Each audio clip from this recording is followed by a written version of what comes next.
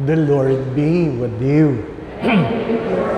A reading from the Holy Gospel according to Matthew. Glory to you, O Lord.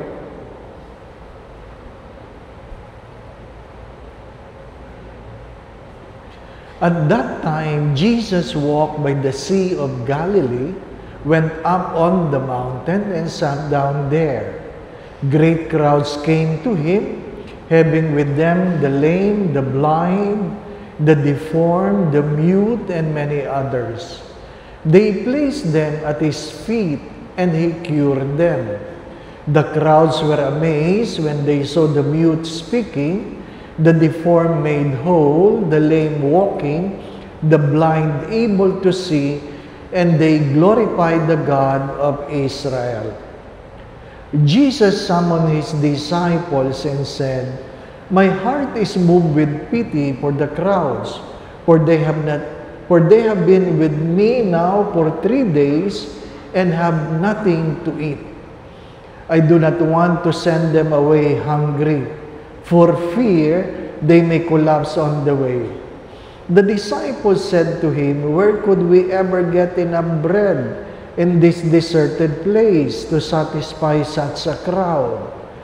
Jesus said to them, "How many loaves do you have?" 7, they replied, "and a few fish." He ordered the crowd to sit down on the ground. Then he took the 7 loaves and the fish, gave thanks, broke the bread, and gave them to the disciples, who in turn gave them to the crowds. They all ate and were satisfied. They picked up the fragments left over, 7 baskets full.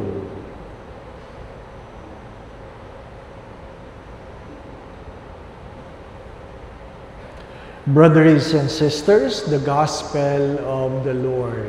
Praise you, Lord Jesus Christ.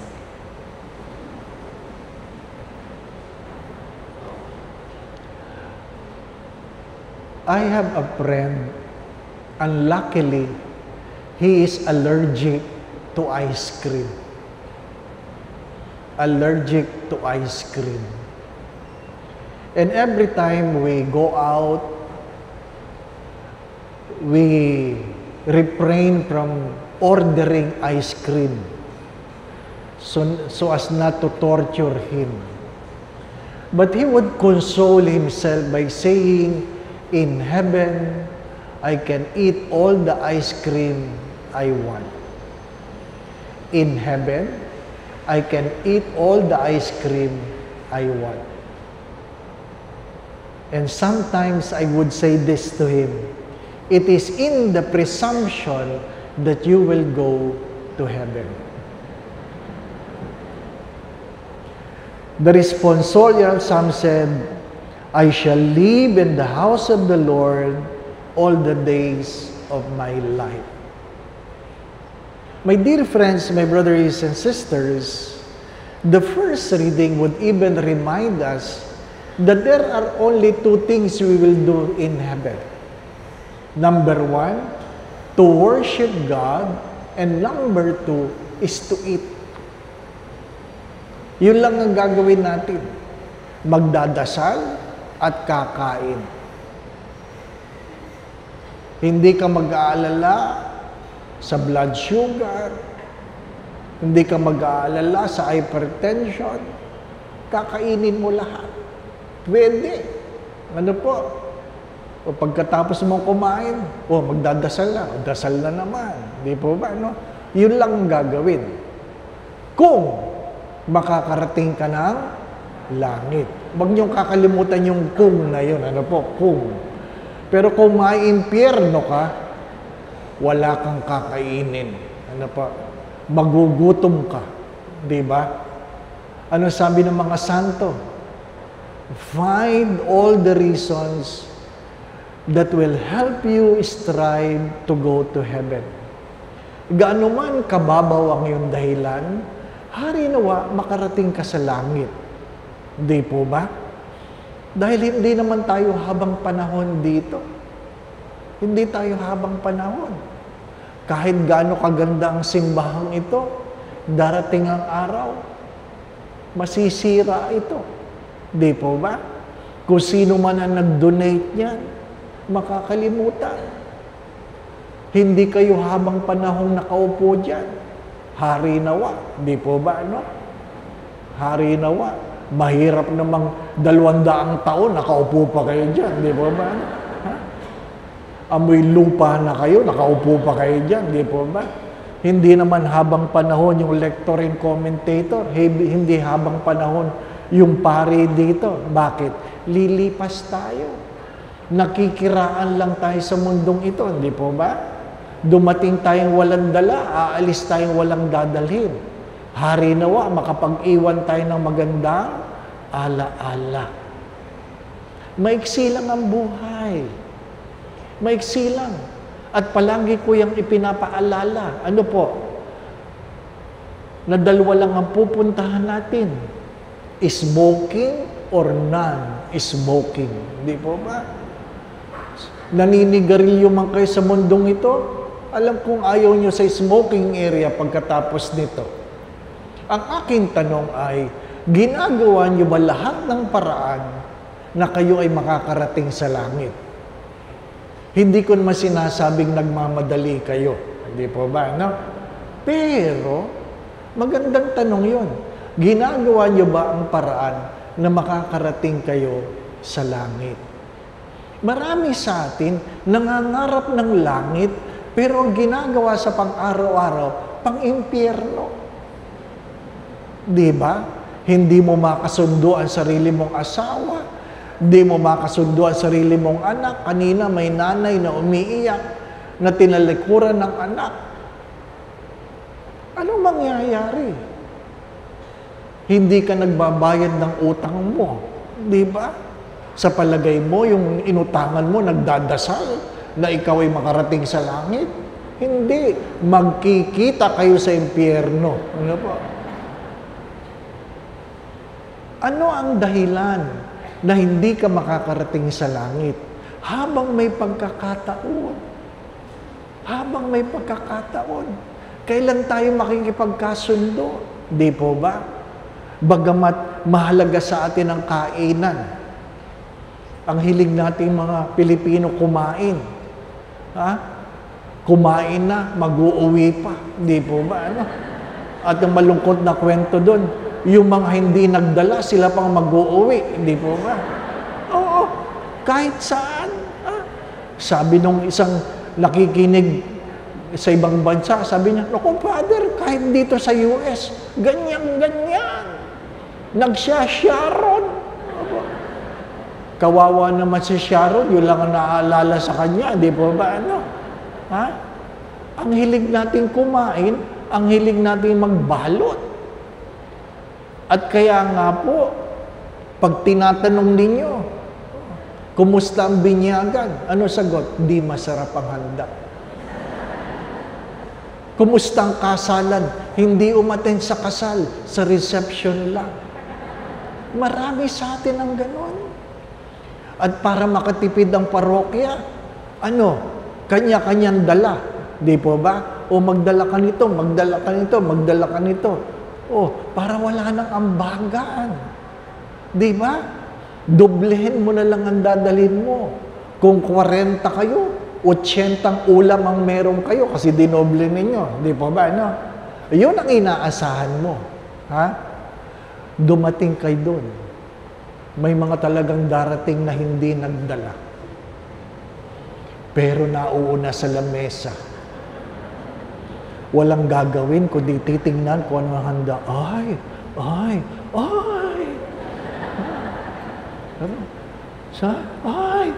Nako, kilala ko yung mga yan. Ano po?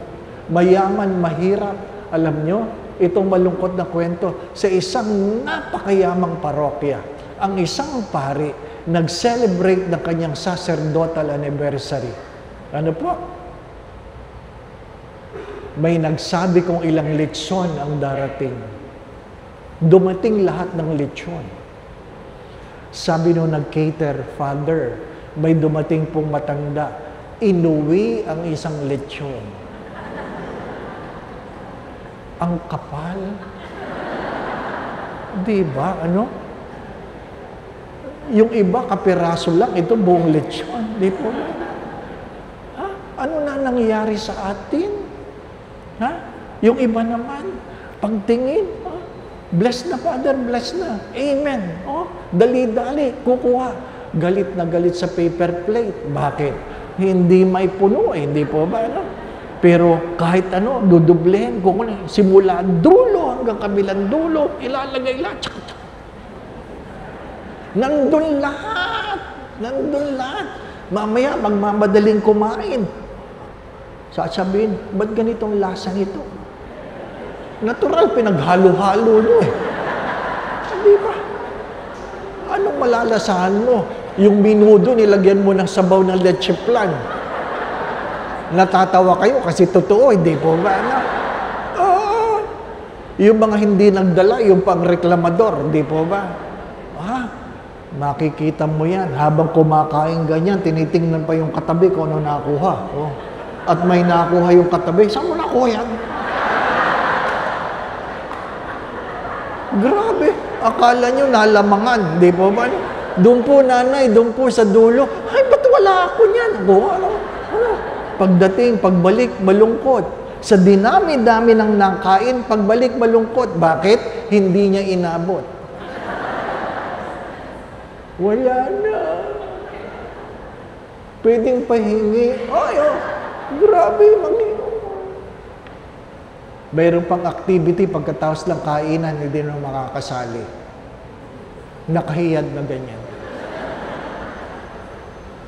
Napano kayo? Hindi ako makahinga. Natural. Hanggang kanin ng leeg, hindi po ba? Mabuti sana kung bata pa yan. Yung iba dyan, matatanda na. Dinadaan na lang sa gamot para hindi tumaas ang blood pressure, di po ba? Ano? At pag may dumating na dessert, akala mo talaga, kukuha pa rin. Itutulak na lang na soft drinks. Kanina nakahiyad, ngayon nakaob-ob. Napano ho kayo? Nahihilo ako. Natural, nilason mo sarili mo, hindi pa ba? Tapos sasabihin nyo, gusto nyo makarating sa langit, di ba? Ngayon magtanong kayo, di po ba? Magandang itanong yun eh. Will I dwell in the house of the Lord all the days of my life? Ask yourself. Kahit ang Diyos sinasabi niya, marami ang kumain kasama ko na hindi makakapasok sa pinto ng langit. Marami ang kasama ko sa aking mga pagpapagaling na hindi makakapasok sa pinto ng langit. Bakit? Nakaligtaan nila ang alin? Ang kanilang pakikipagkapwa-tao. Pag binasa niyo ang aklat na Ebanghelyo ni San Mateo, sa huli doon, nakalagay doon ang mga patakaran, alituntunin kung paano ka makakapasok sa pinto ng langit. Ang paghihiwalay ng kambing at ang tupa. Ang makakapasok sa pinto ng langit ay sino? Those who feed the hungry, give and drink to the thirsty, who clothe the naked, who welcome strangers, who visit the sick, who visit those who are in prison, who bury the dead. That's the minimum. The minimum, brothers and sisters, is to live in communion with one another. To live in communion. Hindi lahat na nagbibigay nagmamahal. Inuulit ko, hindi lahat na nagbibigay, nagmamahal. Kasi may mga anak na nagbibigay sa magulang, hindi nagmamahal, kundi para umalis na ang magulang. Bigyan mo na yan para umalis. Di po ba? Hindi lahat na nagbibigay. Mga minamahal na mga kapatid, hindi lahat na nagsisimba, nagmamahal. Maraming nagsisimba, natutulog lang. Unang pagbasa, unang pagtulog. Ikalawang pagbasa, pangalawang pagtulog. Humiliya, mahaba-habang pagtulog. Kitang-kita ka ni Father dito, nakanganga ka. Di po ba? Bakit? Hindi tayo naghahanda sa misa. Pinupuyat natin ang ating mga sarili sa telenovela. Pagod na pagod tayo sa kung ano-ano. Maging ang pagsisimba, pag may oras na lang. Pag may oras na lang. Nakakalungkot na kwento, magkakapatid na nagdidimandahan. Di po ba? Meron kami benefactor, nagpapadasal sa akin. Sabi niya, ipagdasal mo ako, Father. Sabi ko, ano naman ang problema ninyo? Sabi niya, dinidimanda ako ng anak ko. Ba't naman kayo dinidimanda ng anak niyo? Kasi sabi mo, ipamigay na ang mga ipamamana habang buhay pa. Oh, ano ngayon? Sabi niya, namigay na ako. O ano ngayon? Ayaw ng anak ko yung natanggap niya. Dinidimanda ako. Grabe. Kaya mapapalad ang mga mahihirap. Walang ipamamana. Ano ba? Binana ko lang, diabetes. No? Oh. Di ba? Mga minamahal na mga kapatid, we want to go to heaven, but we don't try to understand how I can go to heaven or what prevents me from going. Gusto natin kain lang ng kain. But even in the gospel, if you notice this, that on the third day, even Jesus recognizes that they have not been eating. Bakit hindi sila makakain? Abalang-abala sila sa kanilang mga karamdaman. Di po ba? Kahit mayroong kakakainin, pero ikaw ay may sakit, hindi ka makakakain. Kanina, binati ko ang aking kaibigan na birthday ngayon. Sabi ko, happy birthday. Nagpasalamat. At kasunod ng message ay, ipagdasal mo naman si Mama.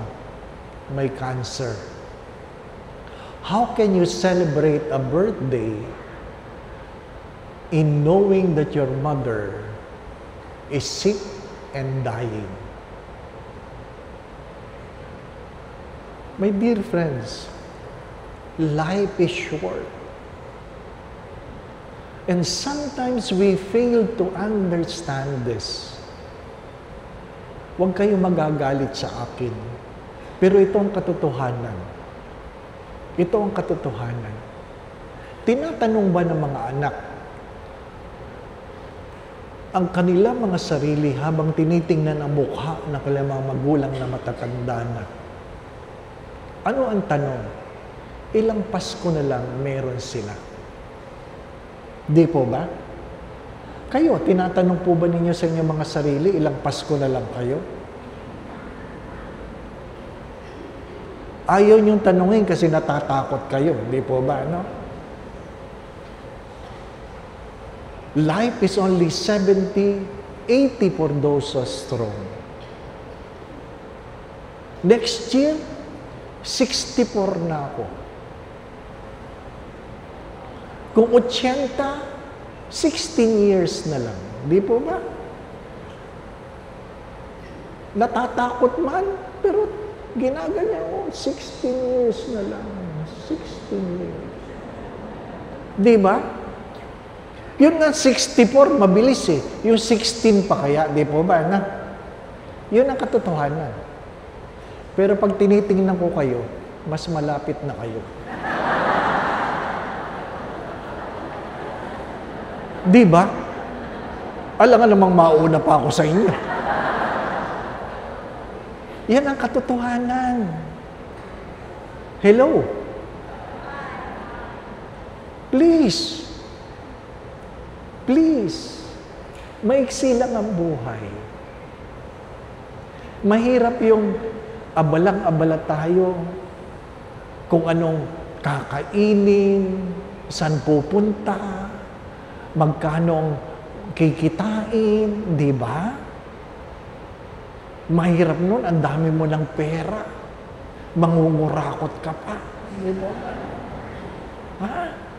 Aanuhin mo yan. Yung iba nga, darating ang Pasko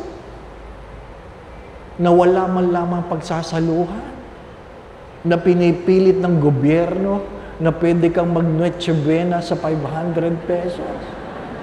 Di ba? Mga minamahal na mga kapatid, seriously, as I always say this, when priorities are clear, decisions are easily made. And our problem is that as life becomes shorter and shorter and shorter, we miss our priorities. We often forget that what really matters most is not what your hands can hold, but what your hearts can keep. Remember that. What really matters most is not what your hands can hold, because these hands will become weak, and whatever your hands is holding, you will let it go. Not because you want to let it go, but because you don't have enough strength anymore. Darating ang araw, marami sa atin, mas marami pa yung gamot na iniinom kaysa kinakain. Hindi ka na makakakain. 2 subo na lang, busog ka na. Iinom ka pa ng napakaraming tabletas, di po ba? Bakit? Nagpabaya tayo. Binibiro ko yung mga kabataan na kung saan ngayon, dahil marami na nagki-Christmas party, walang ginawa kundi party dito, party dyan, kain dito, kain dyan. Ano po? Sabi ko, magtimbang kayo bago pa ang Pasko. Para pagkatapos ng bagong taon, magtimbang uli kayo. At makita ninyo ang produkto ng inyong, o kayo nagsabi, di ba? Ha? Di ba? Kahit gaano kasarap ang chocolate, it's a moment in your lips, forever in your hips. Di ba? Mga minamahal na mga kapatid, maigsi lang ang buhay. As I always say this, if you have 100 problems, I hope you don't. But if you have 100 problems, the moment you get sick, you will realize all those problems are not really problems. They are just inconvenience. And do not allow inconvenience prevent you from going to heaven. Huwag tayong nag-aaway sa mga bagay na hindi naman natin madadala kung saan man tayo magpunta. Alam na ito ng marami na minsan ay mediated a family quarreling about their property. Isipin nyo, simula 2:00 ng hapon hanggang 6:00, nagbabangayan ang magkapatid tungkol sa kapirasong lupa na kanilang minana. Inabala pa si Father. Gutom na ako nung 6:00. At sabi ko, pwede po ba ako magsalita? Kasi para lang ako nanonood ng pingpong. 4 na oras. At sabi, ay, Father, kanina ka pa namin inaantay magsalita. Ay, akala ko hindi niyo ako pagsasalitain, hindi kayo tumitigil eh. Ano po? Ano po ba? Ano po masasabi niyo, Father? Sabi niya, anong sabi ko? Yan po bang pinag-aawayan yung lupa? Makakarating, madadala niyo ba sa impyerno? Ano sabi sa akin? Bakit naman impyerno, Father? Sabi ko, umaasa kayo na makakarating kayo sa langit? Tumahimik sila. Pinaalis akong hindi pinakain. Bakit? Masakit ang katotohanan. Masakit ang katotohanan. My dear friends, my brothers and sisters, sometimes we fail to be grateful because we have failed to see how we are blessed. Sometimes we take things for granted because we forget to acknowledge that life is short and death is certain.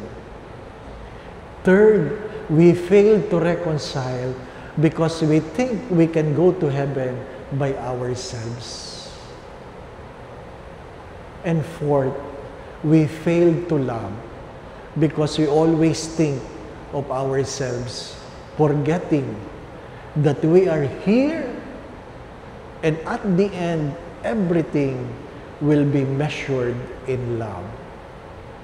As Saint John of the Cross have said this in the twilight of your life, God will never ask the question, how much money you have, where you have been, what titles you have gained. There's only one question, my brothers and sisters, and the question is, how much love you have given. Gaano kalaking pagmamahal ang iyong pinagkaloob.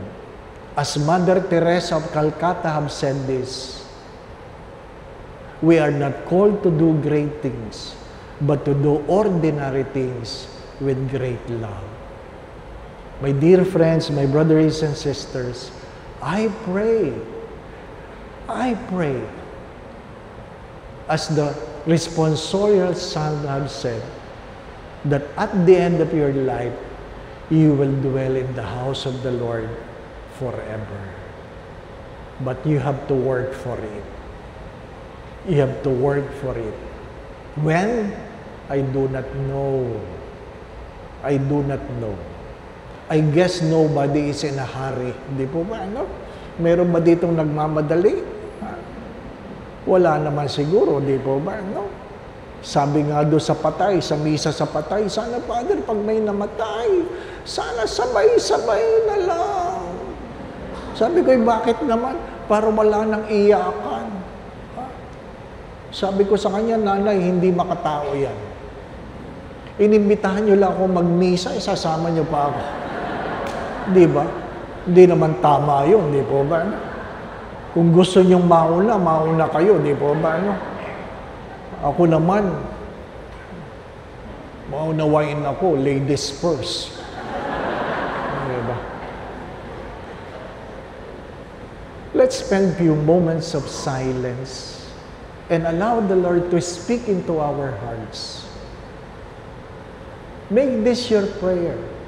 Lord, allow me to dwell in your heart all the days of my life. Nakikiraan lang tayo sa mundong ito. Anuman kaganda, bibitawan natin.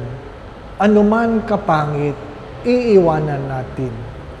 Huwag tayong nakakalimot na tayo'y nilikha ng Diyos para sa Kanya. Huwag makakalimot.